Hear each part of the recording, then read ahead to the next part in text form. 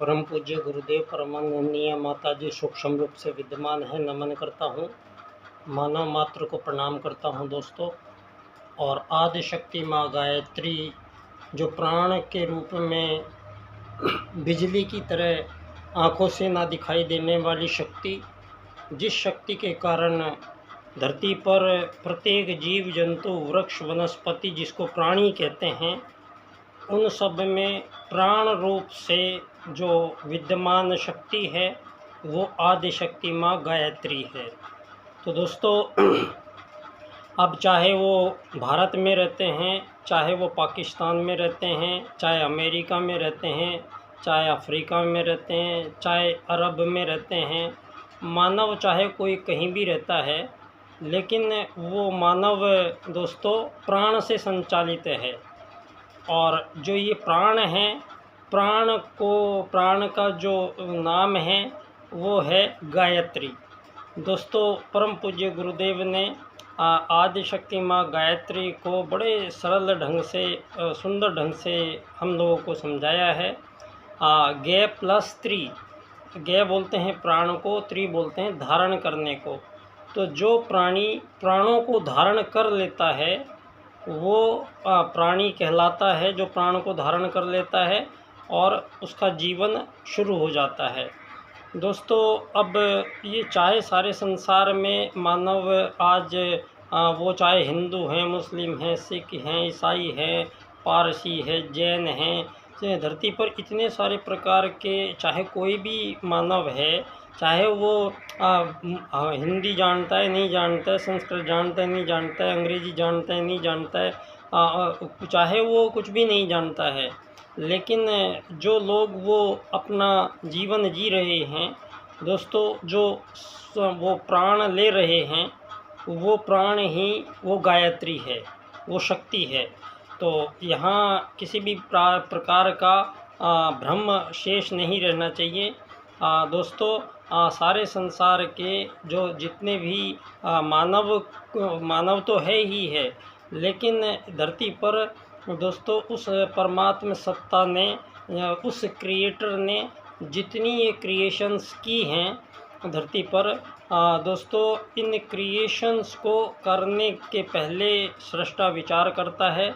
कोई भी आपको कार्य करना है तो पहले आप उसको अपने दिमाग में लाएंगे, फिर एक पिक्चर बनाएंगे, फिर उसके कुछ खास पॉइंट नोट करेंगे और फिर उसके बाद में उस रचना को रचनाकार रचेगा। तो दोस्तों क्रिएशन, कई लोग कहते हैं कि परमात्मा नहीं है, तो दोस्तों परमात्मा का नाम है क्रिएटर। और जो आप बात कर रहे हैं सारे संसार की, ये है क्रिएशन। तो क्रिएशन जो शब्द है वो लिख नहीं सकते आप, क्योंकि ये शब्द बना किससे है? ये शब्द बना है क्रिएटर से। क्रिएशन जो शब्द है वो बना है क्रिएटर से। अगर आपने क्रिएटर शब्द ढूंढा नहीं होता, क्रिएटर शब्द नहीं लिखा होता कभी, तो क्रिएशन शब्द कभी बनता ही नहीं। तो इसका मतलब पहले कोई क्रिएटर, तो यहाँ और जो वो परमात्मा सत्ता है दोस्तों, जो सनातन है, मतलब हमेशा रहता है, हर जगह रहता है, हर कहीं रहता है, हर किसी में रहता है, उसको सनातन परमात्मा दोस्तों वो किस रूप में है ये भी समझना ज़रूरी है। हर मानव को ये जानना ज़रूरी है कि जो जिसकी हम बात करते हैं, जो परम सत्ता परमात्मा, उसके बहुत सारे नाम चाहे आपने रख दिए हों, लेकिन दोस्तों वो परम सत्ता परमात्मा जिससे संपूर्ण सृष्टि का सृजन हुआ है और संपूर्ण सृष्टि के संपूर्ण प्राणियों का जो संबंध है वो परमात्मा से है। अब परमात्मा दोस्तों एक तरह की वेद में शब्द आया है, शब्द ही ब्रह्म है। तो शब्द मतलब ध्वनि कंपन के रूप में पाया जाता है। तो जो कंपन के रूप में अपना अस्तित्व रखता है वो है परम सत्ता परमात्मा। और ये कंपन दोस्तों हमें दिखाई नहीं देते हैं, बिजली आपको चल रही है दिखाई नहीं देती है। तो परमात्मा सत्ता की ऐसी एक ऑड फोर्स है, एक ऐसी शक्ति है जो चुंबकत्व के जैसे काम करती है। तो ना दिखाई देने वाली सत्ता जो परमात्म सत्ता है दोस्तों, वो आँखों से उसका कोई रूप रंग आकार प्रकार नहीं है। और दोस्तों ये परमात्मा ही सारी सृष्टि का सृजन करता है, क्योंकि प्रत्येक सृष्टि के प्रत्येक जीव और प्रत्येक पदार्थों में दोस्तों जो सतत गति हो रही है, जो क्रिया हो रही है, वो क्रिया को करने वाला जो मूल है वो है आदिशक्ति माँ गायत्री का प्राण। अब दोस्तों उस परमात्म सत्ता ने यहाँ धरती पर 84 लाख प्रकार के भिन्न भिन्न जीव जंतु वृक्ष वनस्पति इन सब का निर्माण हुआ है। पहले यहाँ ये जो जितना भी चराचर जगत है परमात्म सत्ता ने दोस्तों, एक चिड़िया क्या खाएगी, चिड़िया कितने साल जिएगी, चिड़िया यहाँ करेगी क्या, और वो करेंगे तो आपस में वो कैसे रहेंगे, इतनी सारी चिड़ियाँ हो जाएंगी। तोते हैं वो कैसे करेंगे, वो कितने साल जिएगा, वो कैसे करेगा, शेर कितने साल जिएगा, कुत्ता कितने साल जिएगा, मानव कितने साल जिएगा। तो इन सब का निर्धारण करता जो है वो ही है परमात्मा सत्ता परमात्मा। दोस्तों यहाँ उसने जितने भी सृष्टि में ये अलग अलग प्रकार के जो जीव दिखाई देते हैं धरती पर दोस्तों, हमारा वेद सूत्र के अनुसार 2 वैदिक सूत्र सर्वप्रथम मानव आगमन से भी पहले ही वेद आया है धरती पर, और वेदों की जननी है आदिशक्ति माँ गायत्री। तो दोस्तों वेद वो ज्ञान है, वो कोड सिस्टम है जिस कोड सिस्टम से उस परमात्मा सत्ता परमात्मा ने इस सृष्टि को रचा है, सृजा है, और इसके आगामी जीवन काल तक ये प्रत्येक जीवों को क्या करना है, कैसे रहना है, क्या खाना है, इन सब चीज़ों का पूरा विवरण बनाकर और परम सत्ता परमात्मा ने फिर ये 84 लाख चिड़िया, तोते, कबूतर, हाथी, बंदर, शेर ये बनाए हैं, जो कोई हवा में उड़ता है, कोई पानी में रहता है, कोई धरती पे दौड़ता है, कोई धरती के अंदर रहता है। इतनी प्रकार के ये जो अलग अलग जीव बनाए गए हैं दोस्तों, ये जो जीव हैं सारे के सारे जीव जिस मिट्टी से बने हैं वो 5 तत्व हैं, हम उनको 5 देव भी कहते हैं, उनको पहले लाया गया है धरती पर। दोस्तों जीवन को बाद में लाया गया है। तो यहाँ वेद ज्ञान के अनुसार आत्मत सर्वभूतेषु, हमारा वेद कहता है आत्मत सर्वभूतेषु, और दूसरा कहता है वसुधैव कुटुंबकम। दोस्तों ये जो 2 सूत्र हैं ये परम सत्ता परमात्मा ने इन 84 लाख प्रकार के जो जीव शरीर, कोई हवा में तैर रहा है, कोई उड़ रहा है, कोई चल रहा है, कोई दौड़ रहा है, कोई पानी में, इन सब जीवों को अपना जीवन काल पूर्ण करने के लिए जो 2 वेद सूत्र इनको प्रदान हुए हैं, और उनके अनुसार ही इन सृष्टि में इन जीवों का आगमन हुआ है। और चाहे वो जीव छोटा है, चाहे बड़ा है, चाहे कैसा भी है जीव, वो उन नियमों को जानता है, समझता है, और अपने पूरे जीवन पर्यंत उन्हीं नियमों से अपना जीवन काल पूर्ण करता है, चला जाता है। दोस्तों यहाँ जो ये सब प्रकार के जो शरीर हैं ये अग्नि, जल, पृथ्वी, वायु और आकाश से बने हैं। अब इनमें जो ये शरीर हैं ये जिंदा कब होंगे, ये जिंदा क्यों नहीं है, और जिंदा कैसे होंगे। दोस्तों परम सत्ता परमात्मा ने ये जो शरीर बनाया है, इस शरीर के अंदर कोई भी ऐसा अंग प्रत्यंग नहीं है जो प्राण को ले सकेगा, प्राण को धारण कर सकेगा, प्राण को ग्रहण कर सकेगा। ऐसा शरीर में ना फेफड़े हैं, ना हृदय है, ना लीवर है, कुछ नहीं है। तो अब ये बना के तो तैयार हो गया है, लेकिन अब परमात्मा सत्ता इसको जीवन देखना चाहते हैं।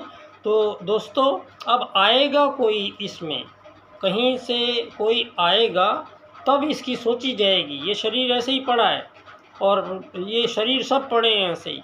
इन शरीरों में दोस्तों सबसे पहले प्राण आदिशक्ति माँ गायत्री के प्राण चारों तरफ बिखरे पड़े हैं। हमेशा हर जगह प्राण ही प्राण हैं, धरती पर प्राणों की कोई कमी नहीं है।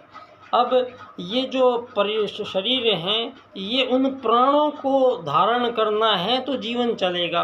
अब प्राणों को धारण करने का शरीर में कोई अंग है नहीं, तो अब ये जीवन कैसे चलेगा? दोस्तों, ये जीवन का प्रारंभ जब होगा परमात्म सत्ता का ही एक अंश आत्म सत्ता। अब आत्म सत्ता जो आई है वो खुद ही अदृश्य रूप में है, सूक्ष्म रूप में है, वो भी आंखों से दिखाई नहीं देती है। यहाँ पर 3 फैक्टर जो सनातन हैं, हमेशा है, हर जगह है, हर काल में है। वो है दोस्तों परमात्मा, जो चुंबकीय किरणों की तरह रहता है, आंखों से दिखाई नहीं देता है। दूसरा है फिर आदिशक्ति माँ गायत्री का प्राण। अब ये प्राण भी जो सबके अंदर है, ये भी बिजली की तरह है, ये भी आंखों से दिखाई नहीं देता। तो ना परमात्मा दिखाई देता है आँखों से, ना आपको ये आदिशक्ति माँ गायत्री आँखों से दिखाई देती है। और जो इन दोनों को अगर देखना है तो फिर इस सृष्टि का सृजन रचा है परमात्मा ने। तो ये जो खेल है, इसका प्रारंभ कुछ यूँ परमात्मा करते हैं कि एक आत्मा वो आई और शेर में घुस गई। तो शेर में घुस गई तो शेर ने दहाड़ मारी और उसका जो शरीर था दोस्तों, परम सत्ता परमात्मा ने इस बात को कहते हैं पंडित दीनदयाल उपाध्याय जी। ये दोस्तों पंडित दीनदयाल उपाध्याय जी का मैं जिक्र करूँगा, क्योंकि एक धरती पर ऐसा काम हुआ है यहाँ पर जिस काम के बारे में अभी तक किसी को ज्ञात नहीं है। और ये जो हुआ है, ये हुआ है बहुत बड़ा एक काम हुआ है ये। और ये दोस्तों हमारे परम पूज्य गुरुदेव की युग परिवर्तन जो परम पूज्य गुरुदेव का है दोस्तों, जो युग निर्माण योजना गुरु जी की है, तो परम पूज्य गुरुदेव स्वयं साक्षात महाकाल प्रज्ञा अवतार के रूप में, दशम अवतार के रूप में, कल्कि अवतार के रूप में परम पूज्य गुरुदेव धरती पर आए हैं। और आते ही उन्होंने घोषणा की है कि युग परिवर्तन से कम नहीं मानेंगे। और युग परिवर्तन होता क्या है, हम इस पे भी चर्चा करेंगे।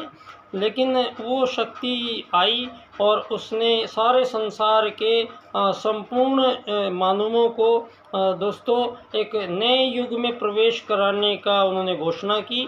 और सतयुग की वापसी के रूप में दोस्तों इस काल को घोषित किया है। ये संक्रमण काल इसको कहा है गुरु जी ने। और इस समय ये बहुत बेहद ख़ास समय में आ गए हैं हम।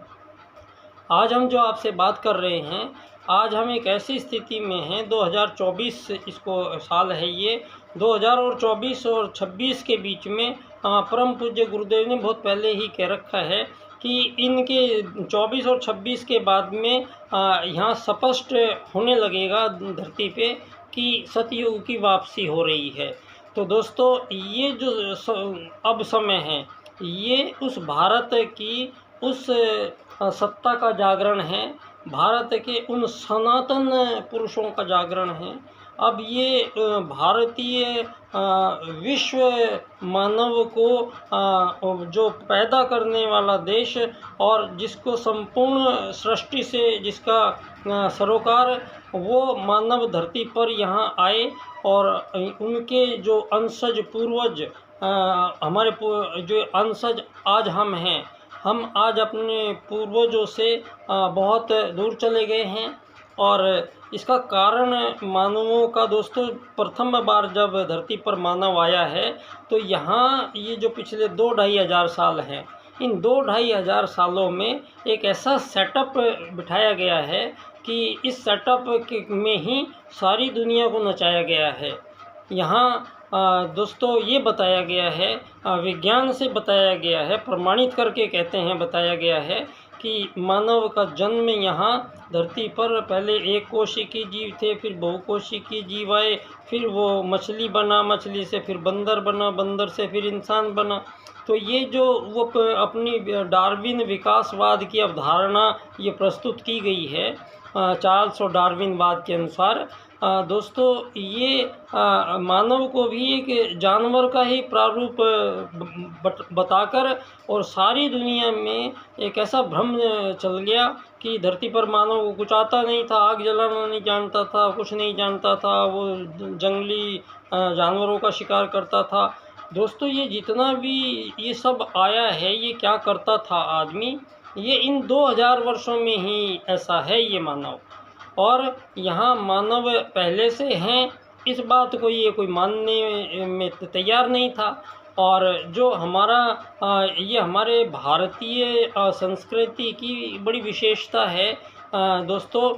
दीनदयाल जी कहते हैं कि मानव जो हमारी भारतीय संस्कृति है 2 स्तंभों पर टिकी है मुख्यतः। दोस्तों भारतीय संस्कृति एक तो अवतारवाद को हमारा मानना है। हमारा मानना ये है कि जिस परम सत्ता परमात्मा ने सृष्टि का सृजन किया है और इसमें बाकी सब जीव जंतुओं में तो कोई प्रॉब्लम कभी नहीं आई है, क्योंकि वो सभी आत्मत सर्वभूतेषु के अनुसार जीवन जीते हैं और वसुधैव कुटुंबकम के दायरे में अपना पूरा जीवन काटते हैं। तो किसी को आज तक कोई प्रॉब्लम हो ही नहीं रही है। और वो जो उनके नियम उनको बताए गए हैं परमात्मा द्वारा, वो चींटी, चिड़िया, तोता, कौवा, हाथी सब उन नियमों के अनुसार ही आज तक अपना जीवन काट रहे हैं।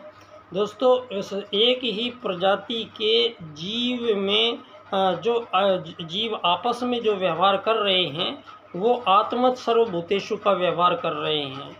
आप इसका उदाहरण देख सकते हैं। एक मधुमक्खी के छत्ते में 500 मक्खियाँ बैठी है, फिर उसमें 1000 भी आ जाती हैं। तो लेकिन वो पहले से जो मक्खियाँ रह रही हैं वो अपने अधिकार की बात नहीं करती हैं।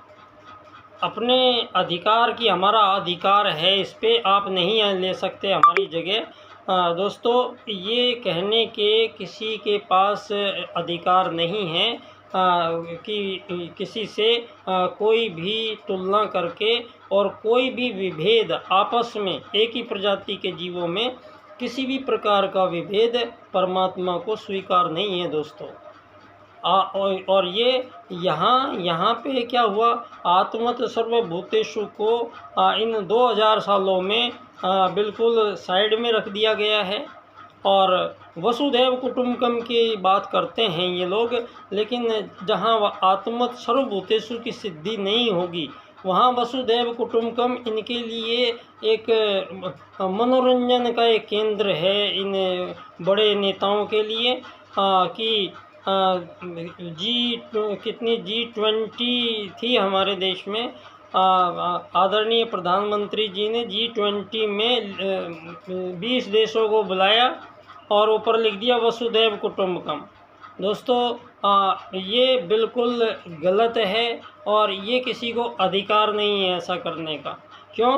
क्योंकि दोस्तों जो वसुधैव कुटुंबकम शब्द यूज़ किया जा रहा है वो संपूर्ण धरती पे बसे हुए संपूर्ण मानवों के लिए किया जा रहा है।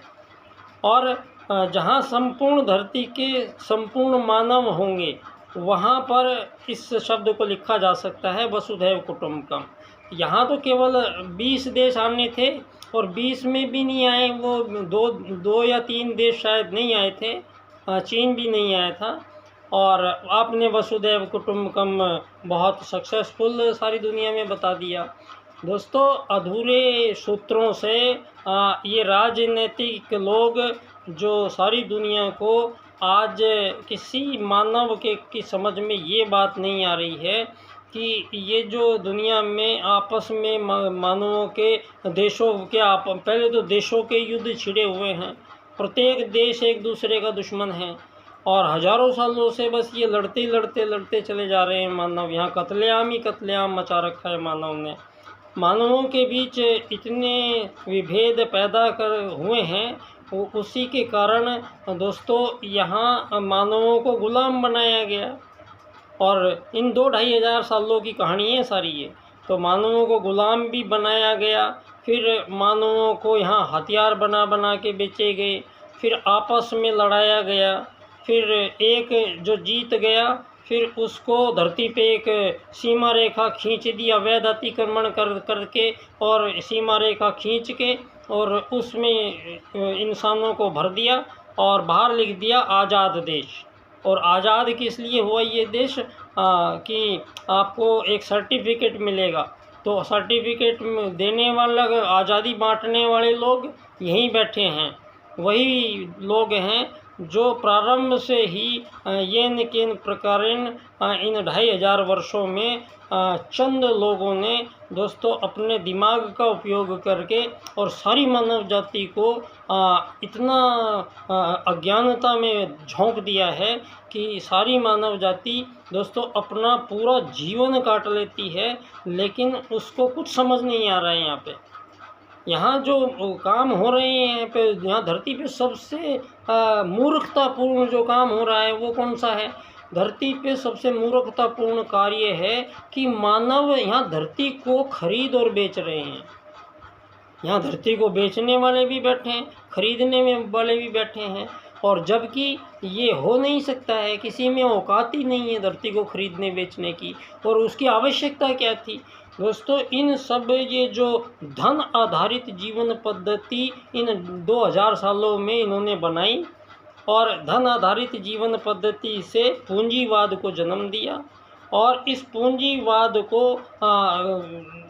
दोस्तों इन्होंने लोगों को आज़ाद किया और आज़ाद देश बनवा दिया, और उसमें एक आज़ाद सरकार कैसे चलेगी वो उन्होंने आज़ाद सरकार बना दी।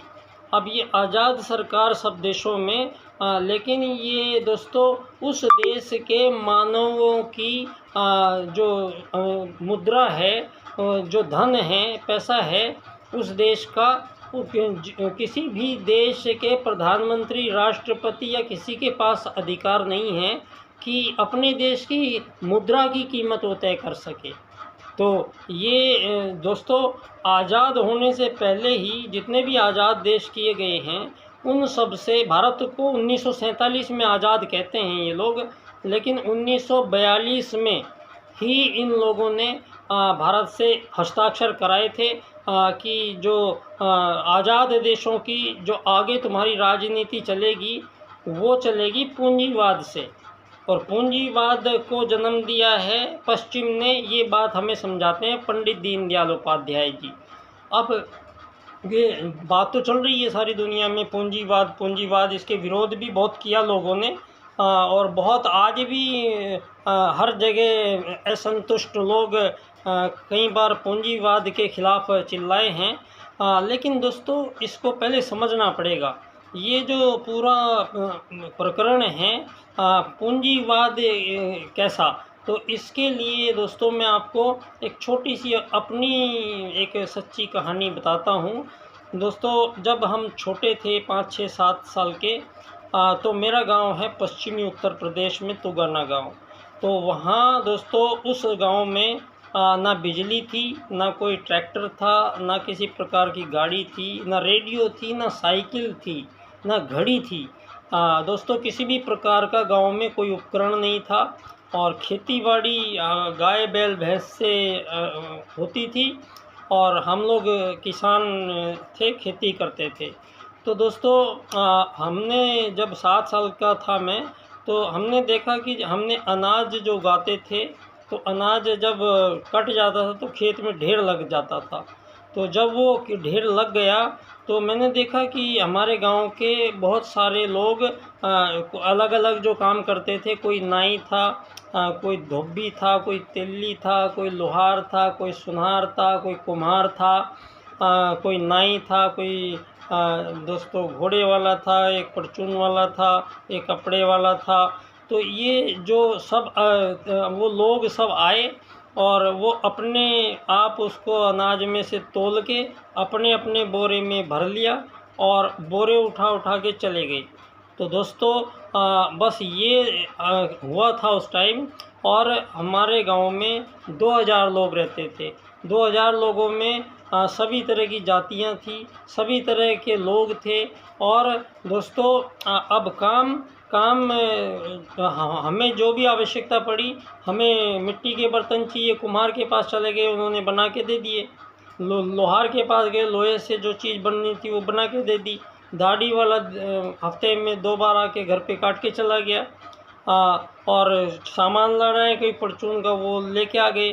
तो मतलब जो भी चीज़ हमें चाहिए हैं वो सारी की सारी चीज़ हमें वो लोग निःशुल्क दे रहे हैं। बस उनको जो अनाज दिया था उसी से एक अनाज उगाते थे हम लोग, और हमारे ही गांव का अनाज हमने उगाया, और उस अनाज से हमने 2000 लोग गांव के थे, उनको सबको रोज़गार मिला।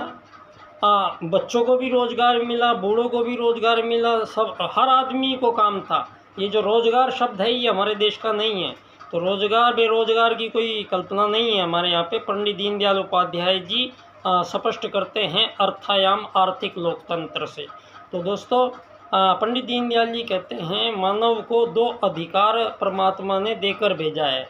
एक है प्रत्येक जीव को भोजन का अधिकार। तो ये भोजन का जो अधिकार है इसमें भोजन को कोई भी धन रुपये पैसे से तोल नहीं सकता है, उसके आधार से उसको बेच खरीद नहीं सकता है। प्रत्येक जीव को परमात्मा का ये आश्वासन है, और ये आश्वासन से संपूर्ण जीव प्राणी यहाँ पर निश्चिंत होकर और उनको आजीवन भोजन मिलता रहता है, और अगले दिन के लिए कोई जमा नहीं करता है।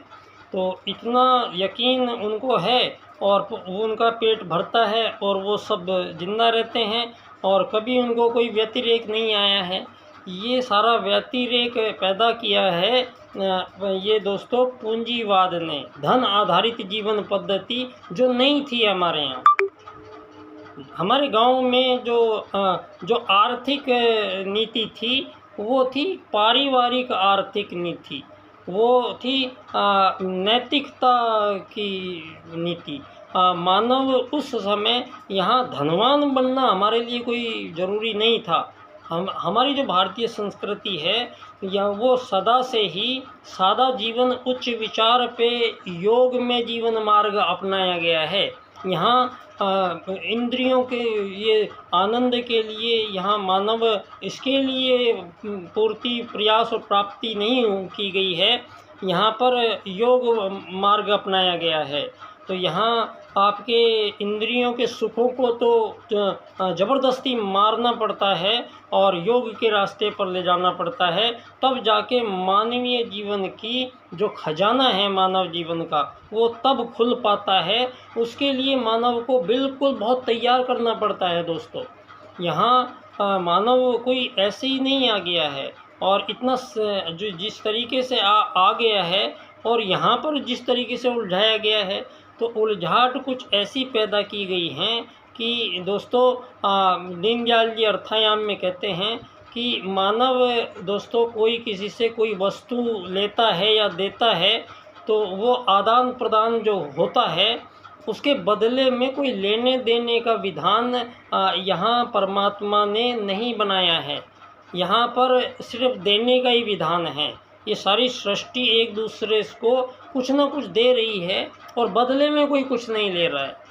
तो यहाँ जो ये दीनदयाल जी ने स्पष्ट किया कि अर्थायाम की राजनीति होगी दुनिया में दोस्तों, कि यहाँ जो वस्तु चाहिए किसी को विनिमय हो रहा है उसके बदले कोई रुपया पैसा डॉलर सोना चांदी ये देने का कोई विधान नहीं था।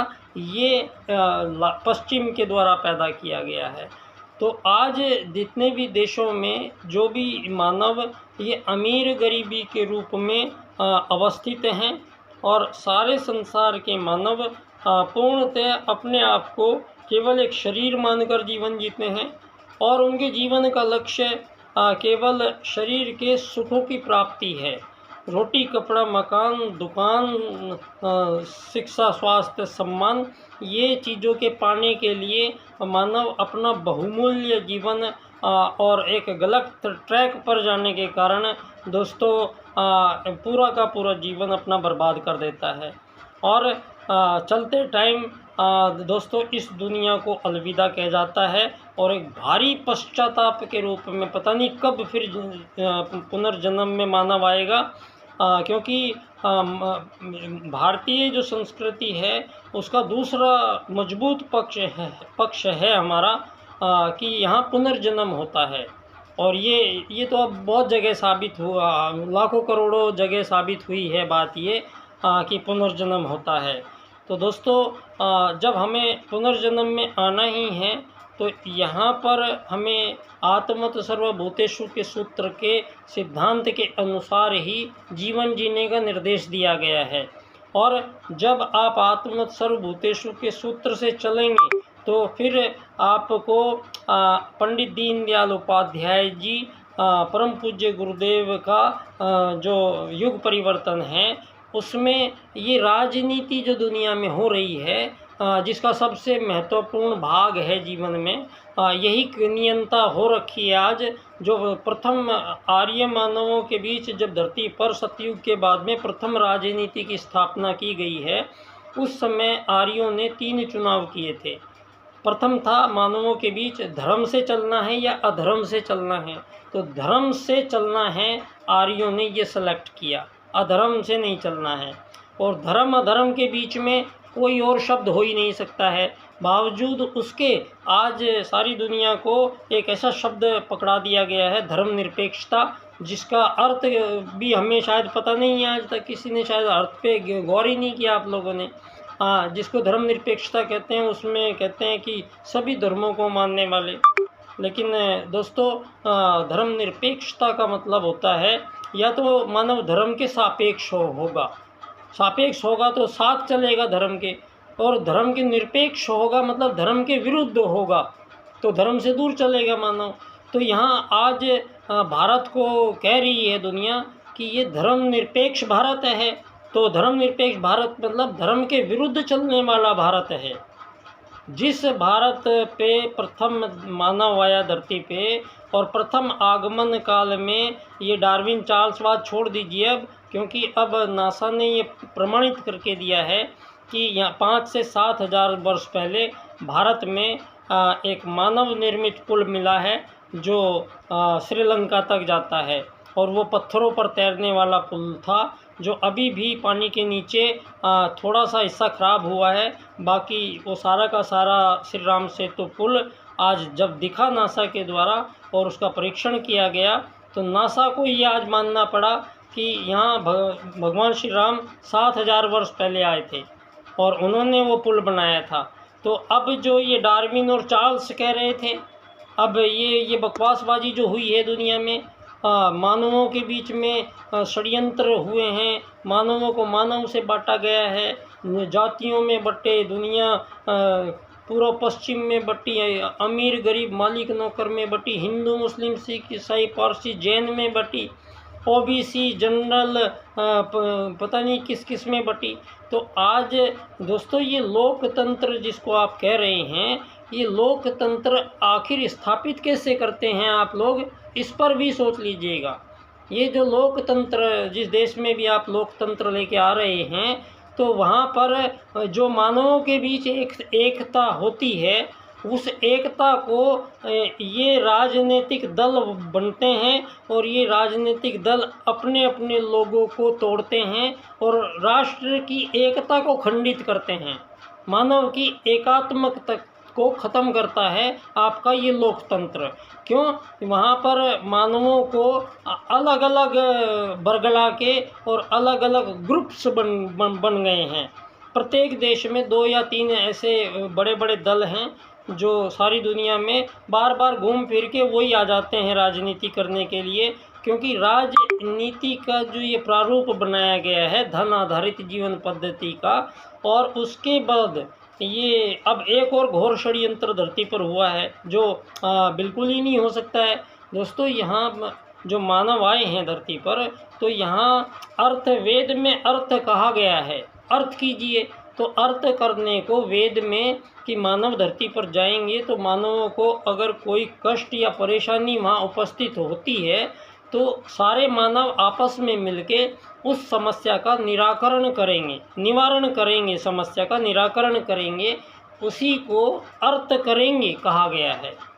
तो वेद में अर्थ का कोई रुपया पैसा सोना चांदी से मतलब नहीं है। ये बाद में पनपाई गई चीज़ें हैं और ये दीनदयाल जी ने अर्थायाम आधारित एकात्म मानववाद की राजनीति से ये सारे षड्यंत्रों को खोल दिया गया है और आज सारे विश्व के सम्मुख ये दोस्तों विचार क्रांति अभियान है। ये जो नया युग आएगा जिसको सतयुग की वापसी कहा जा रहा है, इसमें जो स्थितियां बन रही हैं वो सतयुग की बनेगी दोस्तों। और सतयुग में क्या था?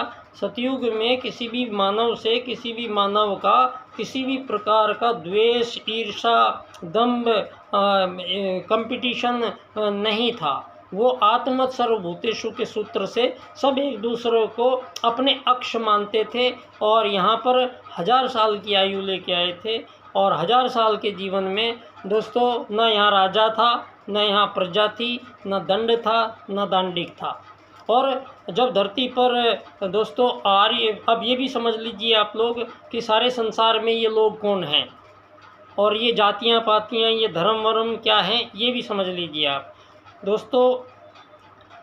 मनु धरती का पहला इंसान है। आज ये बात जर्मनी उसको मनस कहता है, अंग्रेजी में मैन कहते हैं, हमारे यहाँ मानव कहते हैं। तो यहाँ पूरी दुनिया में दोस्तों जितने भी पुरातत्व की खोदें हुई हैं, खुदाई के पश्चात जो लेटेस्ट रिपोर्ट आई है संसार भर में, वो भारत में अभी से सिंधु घाटी की सभ्यता से भी 20,000 साल पहले की सभ्यता के प्रमाण भारत में मिले हैं। और ये लोग सारे 2000 साल को बनाकर और मानवों को भ्रमित करके सारे संसार को लड़ा के आज धरती को ढेर बनाने पे तुले हुए हैं। चंद लोग बैठ के मुट्ठी भर लोग बैठ के और G5 बना के बैठे हैं, वीटो पावर लेके बैठे हैं इतने साल से।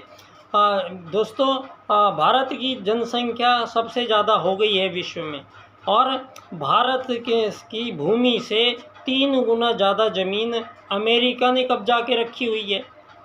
अब मानव तो हमारे देश में ज़्यादा हैं और ज़मीन उनके पास ज़्यादा है, तो उन्होंने कब्जा कर रखा है। अब चीन के पास भी भारत से 3 गुना ज़्यादा ज़मीन है। दोस्तों यहाँ जो ये प्राकृतिक संपदाओं को जो ये अपने अपने नाम किया गया है, यही वो पूंजीवाद है जो मानव को दिशा भ्रम किया गया है।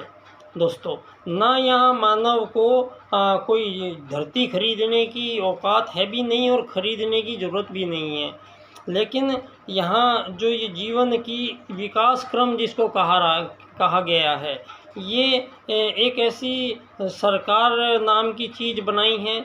और एक ये लोकतंत्र में लोग एक नहीं हैं।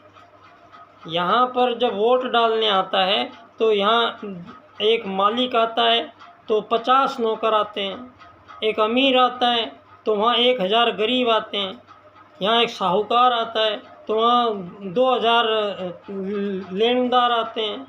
दोस्तों फिर इनके बीच में अब यहाँ पर देश में एक भाजपा आ गई, एक कांग्रेस आ गई, एक सपा आ गई, एक फलानी। अब ये सारे लोग भर्ती करेंगे अपने उसमें, ऐसे लोगों को भर्ती करेंगे जिनको इन चीज़ों के बारे में कुछ ज्ञान ही ना हो, उनमें बस धनवान होना ज़रूरी है। और आज तो जितना ज़्यादा बदमाश होगा आदमी उतना ज़्यादा सक्सेसफुल होता है। तो जो ये राजनीति है, राजनीति में दोस्तों कैसे इम्प्लीमेंट किया गया है सारे देशों में। हमारे देश में मैंने जो उदाहरण दिया है वो गांव वाला, वो उदाहरण है विश्व की आर्थिक व्यवस्था का।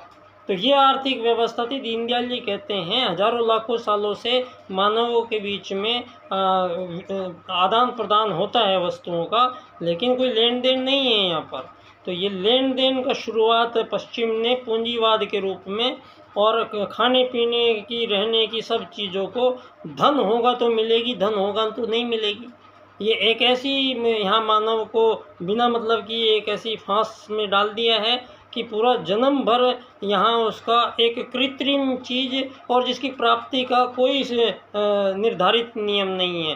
धन कैसे, धन आधारित जीवन पद्धति में धन आपको मिलेगा कैसे, इस चीज़ का कोई प्रबंध नहीं किया गया है। इस चीज़ पे कोई यहाँ पर समानता नहीं है।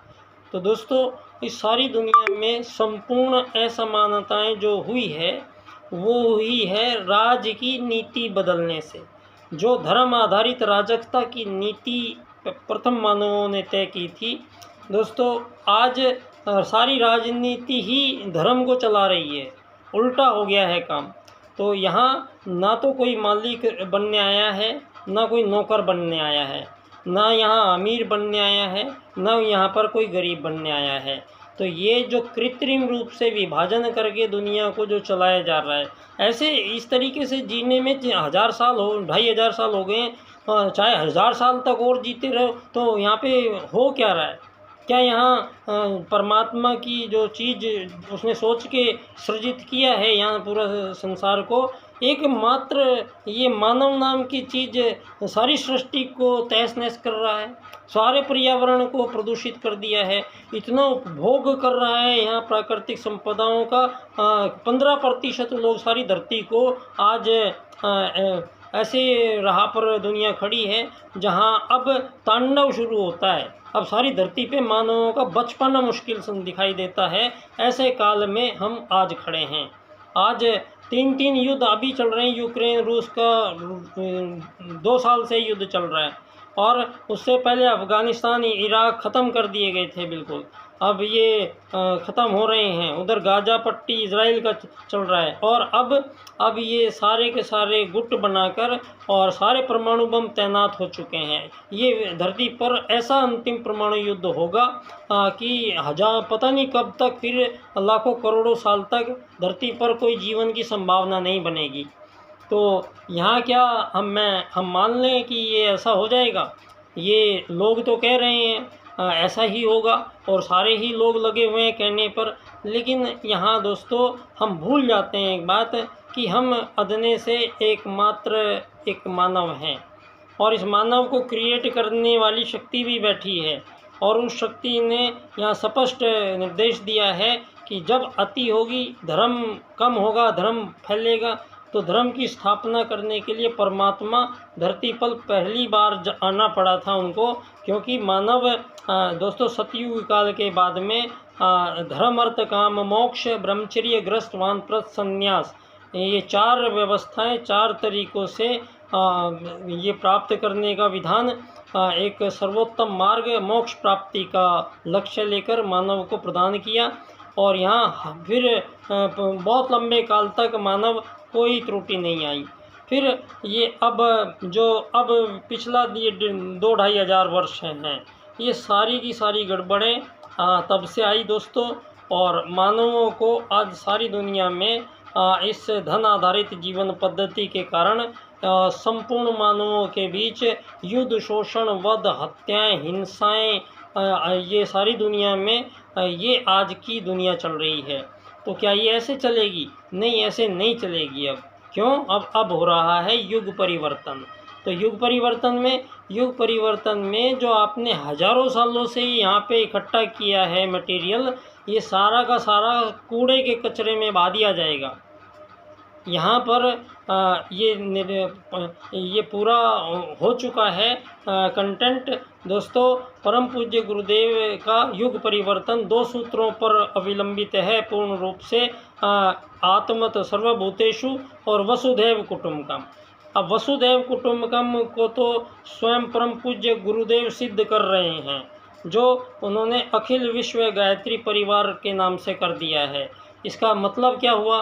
अखिल विश्व गायत्री परिवार का मतलब ये होता है कि सारे विश्व में संपूर्ण प्रकार के प्राणियों का परिवार, वहाँ चिड़िया, तोते, कबूतर, बंदर, हाथी, शेर, यहाँ ये पेड़ पौधे, वृक्ष, वनस्पति, इन सब को मिलाकर मानव का एक परिवार बनता है।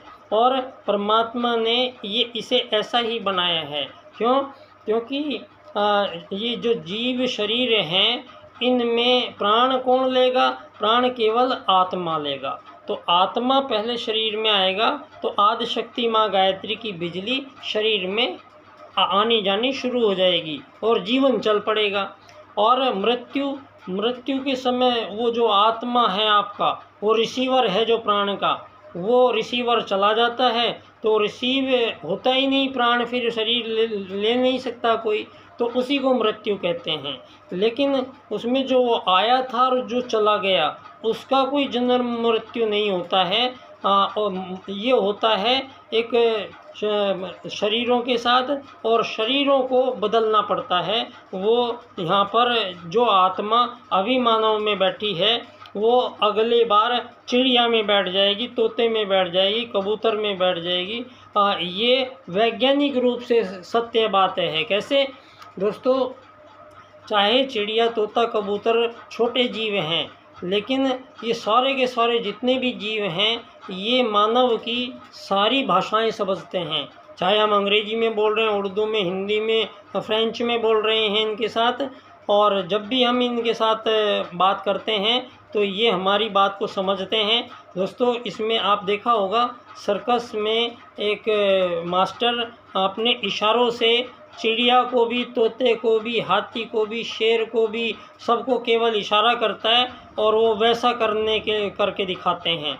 तो इसका क्या मतलब हुआ? इसका मतलब जब मानव ने कोई बात उसके दिमाग में आई, कोई विचार आया, और वो विचार उस छोटे से जीव को जो दिखाई दे रहा है उसको कह रहा है कुछ मानव, और जब भी मानव उस विचार को उस जीव को कहता है तो वो जीव उसके सारे विचार को पढ़ लेता है, समझ जाता है।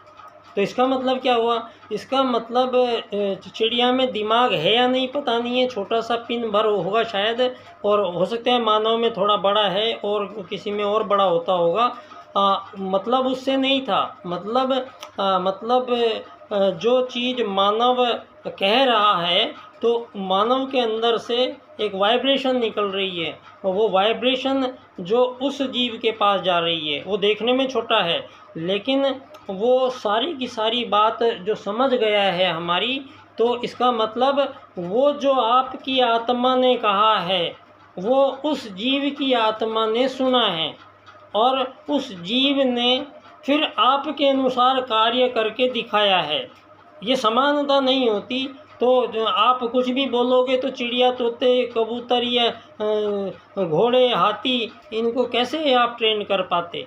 तो ये बात तो यहाँ दावे से सिद्ध होती है कि इन सब में जो रिसीवर है वो सब में एक ही है, और वो है आत्मा।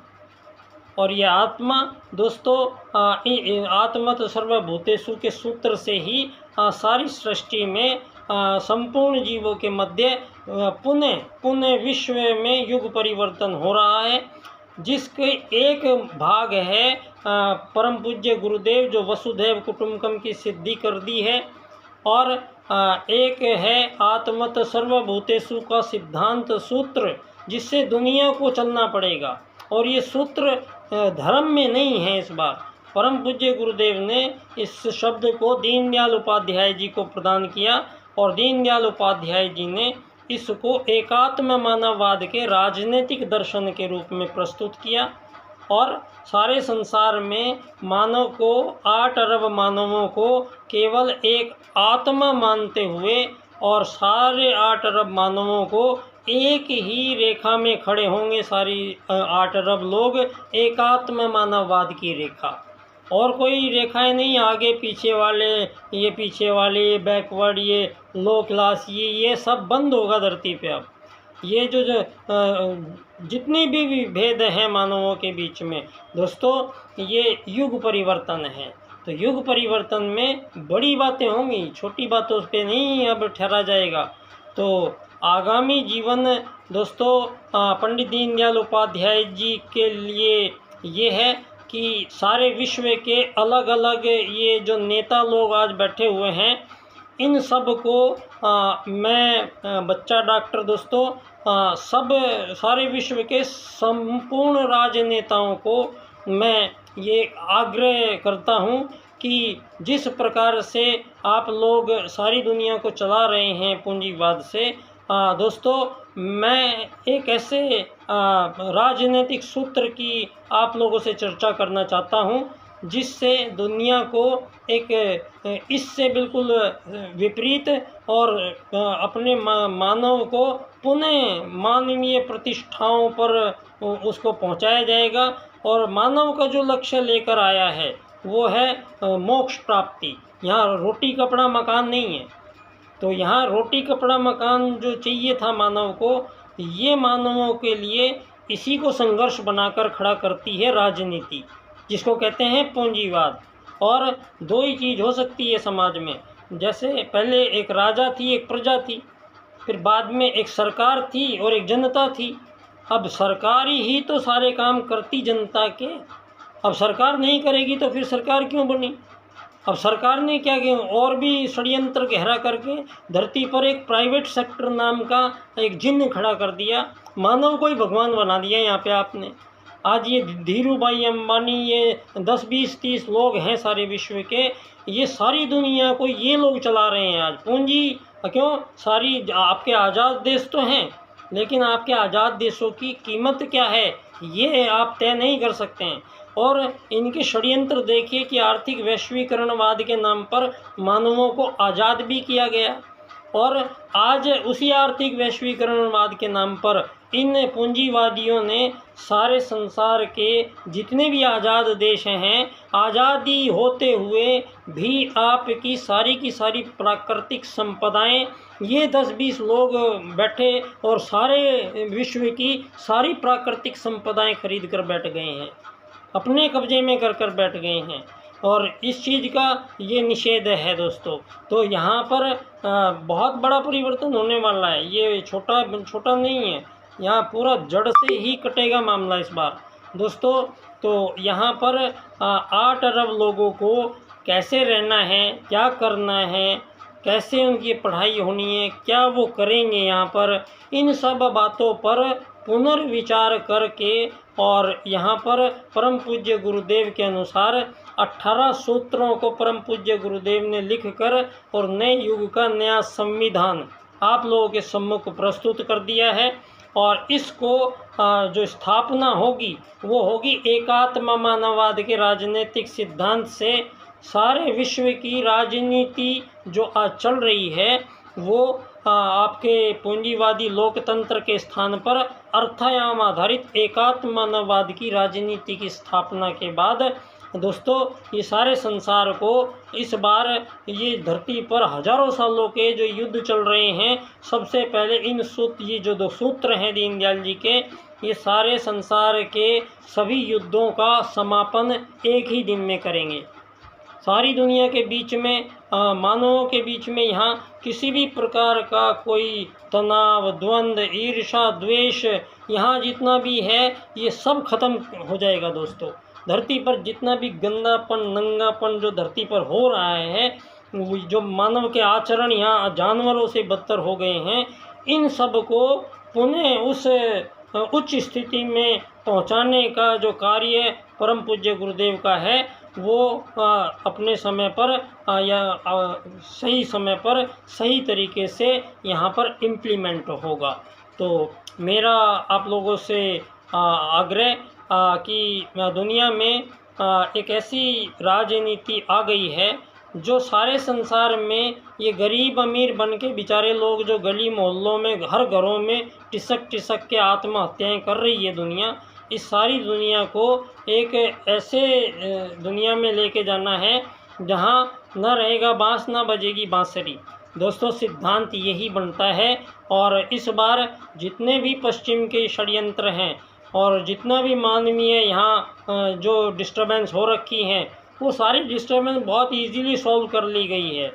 धरती पर 8 अरब लोगों के लिए एक यहाँ पर सतयुग का आगमन बिल्कुल तैयार बैठा है। बस अपने समय पर हम सब लोगों पर परम पूज्य गुरुदेव की असीम अनुकंपा बनी रहेगी। आदिशक्ति माँ गायत्री का विशेष प्राण हम पर बरसता रहेगा। और दोस्तों हम उस सनातन भारतीय संस्कृति जिसने प्रथम मानव को जन्म दिया, आदि संस्कृति, सनातन संस्कृति जिसने विश्व को प्रथम राजनीति प्रदान की। दोस्तों, आर्यभट्ट और भास्कराचार्य ने जो गणित के सिद्धांत उन्होंने हजारों साल पहले दिए हैं, आज भी सारी दुनिया में जितनी भी उन्नति प्रगति दिखाई दे रही है वो गणित के कारण ही हुई है। और ये चाहे वो बेबीलोन की सभ्यता हो, मिस्र की सभ्यता हो, यूनान की सभ्यता हो, उनमें जो गणित प्रयोग किया जाता है वो जीरो का आविष्कार भारत का ने सारी दुनिया को दिया है। तो दोस्तों, गणित के रेखा गणित, बीज गणित, अंक गणित, ये सब दुनिया को भारत ने दिया है और इसके ग्रहण करने के बाद ही दुनिया अन्य चीज़ों को जान पाई है। आज ये भी एक बात साबित हो गई है कि धरती पर जो प्रथम मानव थे उनका प्रथम परिवार आर्यों का परिवार था, और आर्यों में से बाद में, बहुत बाद में जाके कुछ आर्यों ने राजसिक और तामसिक आहार ग्रहण करने के कारण उनकी वृत्ति, मनोवृत्ति शरीर भाव में आई। और दोस्तों, उन लोगों ने श्रेष्ठ कर्म करने के लिए ही उन्हें आर्य कहा गया। और श्रेष्ठ कर्म क्या था? वो था यज्ञ विज्ञान का आविष्कार। वो इस प्रकार यज्ञ, इतने प्रकार के यज्ञ थे कि संपूर्ण ब्रह्मांड को कैसे नियंत्रित रखना है, वो उसमें पारंगत प्रथम मानव थे धरती के। यहाँ प्रथम आगमन काल में ही पूरे वेदों की यहाँ पर लिखित सब कुछ हुआ है। दोस्तों, यहाँ चिड़िया तोते कबूतर से आदमी नहीं बना है, यहाँ बहुत ही उन्नत और बहुत ही श्रेष्ठ मानव धरती पर आए थे, जिसको आप टाइप 3 के मानव कह रहे हैं, जो आप आज से 1000 साल बाद बनाने की परिकल्पना लिए बैठे हैं। आप वो टाइप 3 से भी ज़्यादा टाइप 4 के मानव थे दोस्तों, जिसके बारे में आप लोग अभी तक सोच भी नहीं पाएंगे। तो वही मानव जाति, वही मानव शरीर, वही मानव आत्मा आज भी विद्यमान है। अगर हम इसको पुनः उस रास्ते पर ले जा सकेंगे तो मानव महामानव तो बनेंगे ही। तो दोस्तों, प्राणी महाप्राणी बनेंगे ही। तो वो प्राणी महाप्राणी बनने ही आए हैं। इसीलिए आदि शक्ति माँ गायत्री का वो प्राण हम पर सतत अपना बरसता रहे, सारे संसार को एक ऐसी सद्बुद्धि दे कि धरती पर ये सारे सॉल्व हो रहे हैं। यहाँ पर 8 अरब लोग, चिंता मत कीजिएगा कि ना ज़मीन खरीदने की ज़रूरत, ना मकान बनाने की ज़रूरत, ना बच्चों की फ़ीस देने की ज़रूरत, ना आपको दहेज इकट्ठा करने की ज़रूरत। धरती पर मानव की जितनी भी ज़रूरतें दी गई हैं इस समय, उन सारी ज़रूरतों को मानव से हटा दिया जाएगा। और उसके बाद जब मानव को कोई ज़रूरत ही नहीं होगी, उसके बाद मानव जीवन को यहाँ प्रारंभ किया जाएगा। तो परमात्मा का दिया हुआ वो वरदान कि प्रत्येक जीव को भोजन का अधिकार और कर्म का अधिकार मिलना चाहिए, ये 2 नियम उसी सनातन भारत से, उसी राजनीति से पुनः विश्व मार्ग का मार्गदर्शन करेगा। भारत वो सूत्र हैं, 4 सूत्र हैं दीनदयाल उपाध्याय जी के। इस क्रम से इनकी व्याख्या होगी तो सारे संसार के सामने मामला साफ है, समझ जाएंगे आप लोग। ये विषय है आर्थिक लोकतंत्र द्वारा अर्थायाम आधारित एकात्म मानववाद की स्थापना से अंत्योदय की प्राप्ति हम करेंगे। तो दोस्तों, आत्म तो सर्वभूतेषु और वसुधैव कुटुंबकम का मिलान करना ही विश्व को नई विश्व में ले जाने का काम करेगा। और ये विषय मेरा बन जाता है एकात्म मानववाद से समग्र व संपूर्ण वैश्वीकरणवाद, टोटल एंड कंप्लीट ग्लोबलाइजेशन। दोस्तों, बहुत बहुत धन्यवाद। मैं पंडित दीनदयाल उपाध्याय जी की जन्मस्थली धानक्या स्टेशन, जयपुर, राजस्थान से एकात्म मानववाद को समर्पित बाल्यकाल सेवा संस्थान, जिसका मूल उद्देश्य ही विश्व राजनीति में एकात्म मानववाद की स्थापना लक्ष्य है हमारा। अर्थायाम आधारित एकात्म मानववाद की स्थापना करना ही हमारा लक्ष्य है। और इसी के तहत मेरा व्याख्यान 25 सितंबर को